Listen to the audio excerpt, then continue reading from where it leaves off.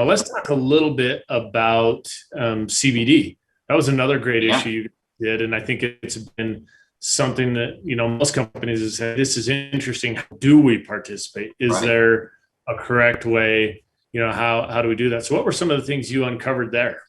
Well, Forbes is estimating that the CBD market, and there's an asterisk here, if they can get full FDA approval by, I think they're saying next year, they're estimating it to be just under $20 billion industry by 2025. With both the FTC and the FDA involved in regulating the CBD market, it's tricky. It has been from the beginning. You know, therapeutics and dietary supplements are regulated differently. Yeah. And this is one of those products that at times can kind of occupy that middle space.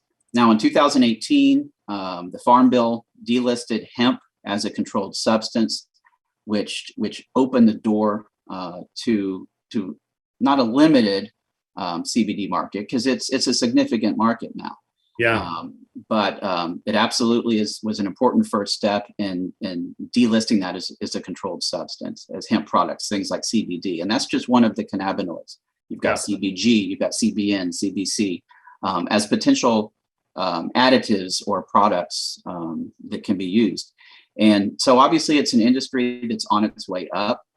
But we're waiting for this kind of disparity in the laws, which is one of the major hangups and something we've been covering, where something that's legal in one state may not be legal in another state. Yeah. Something that's legal on the state level may not be at the federal level.